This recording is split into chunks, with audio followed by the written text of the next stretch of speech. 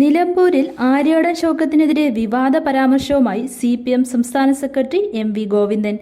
2016 നിയമസഭാ തിരഞ്ഞെടുപ്പിൽ നിലമ്പൂരിൽ UDF സ്ഥാനാർത്ഥി VV പ്രകാശിന്റെ പരാജയത്തിനിടയാക്കിയത് ആര്യാടൻ ഷൗക്കത്തിന്റെ പാലം വലിയെന്നാണ് പരാമർശം.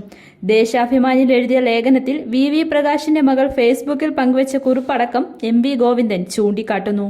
പിണറായിയെയും LDFനെയും അപകീർത്തിപ്പെടുത്താൻ തങ്ങൾക്ക് കരുത്താകുമെന്ന് കരുതിയ അൻവർ കീറാമുട്ടിയായി മാറിയെന്ന വികാരമാണ് ഇപ്പോൾ UDFിലുള്ളത്.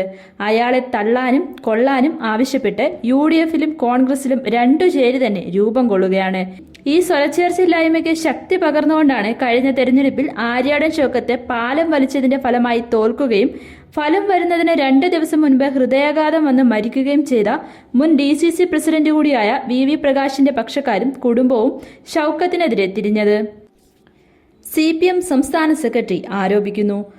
അച്ഛന്റെ ഓർമ്മകൾ ഓരോ നിലമ്പൂരുകാരന്റെ മനസ്സിലും എരിയുമെന്ന പ്രകാശിന്റെ മകളുടെ സാമൂഹ്യ മാധ്യമ പോസ്റ്റും ഷൗക്കത്തിനെതിരായ ഒളിയമ്പായാണ് രാഷ്ട്രീയ നിരീക്ഷകർ വിലയിരുത്തുന്നത്.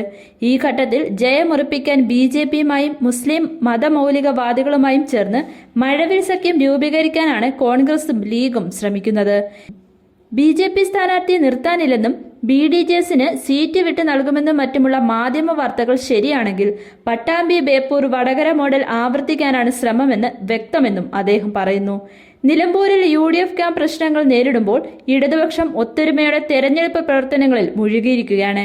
2 ദിവസത്തിനകം LDF സ്ഥാനാർത്ഥിയെ പ്രഖ്യാപിക്കും. ജൂൺ 1 വൈകിട്ട് നിലമ്പൂരിൽ നടക്കുന്ന LDF കൺവെൻഷൻ മുഖ്യമന്ത്രി പിണറായി വിജയൻ ഉദ്ഘാടനം ചെയ്യും. അതോടെ പ്രവർത്തനങ്ങൾ സജീവമാകും. 2ാം പിണറായി സർക്കാരിന്റെ കാലത്തെ 5ാമത്തെ ഉപതെരഞ്ഞെടുപ്പിൽ LDFന്റെ സിറ്റിംഗ് സീറ്റായ നിലമ്പൂർ നിലനിർത്താനാണ് ശ്രമം. ചേലക്കരയിൽ നേടിയ വിജയം നിലമ്പൂരിൽ ആവർത്തിക്കുമെന്നും തുടർച്ചയായ 3ാം LDF സർക്കാർ രൂപീകരണത്തിനുള്ള സന്ദേശമാകും ഈ വിജയമെന്നും LDF പ്രതീക്ഷിക്കുന്നുവെന്നും അദ്ദേഹം പറഞ്ഞു. ഇതോടെ സ്ഥാനാർത്ഥി പ്രഖ്യാപനത്തിലൂടെ മുൻകൈ നേടിയെന്ന UDFന്റെ പ്രതീക്ഷകൾക്ക് മങ്ങലേറ്റു. അൻവർ ഇല്ലാതെ തെരഞ്ഞെടുപ്പിനെ നേരിടാൻ UDFന് ധൈര്യമില്ലെന്ന് K സുധാകരന്റെയും VD സതീശിന്റെ പ്രസ്താവനകൾ വ്യക്തമാക്കുന്നു. അൻവർ ഒരു മുതൽക്കൂട്ടാണെന്നും അവരെ കൂടെ കൂട്ടണമെന്നും സുധാകരൻ പറഞ്ഞു. അൻവറിന്റെ UDF പ്രവേശം ഉറപ്പാണെന്ന് സതീശിനും അവകാശപ്പെട്ടു.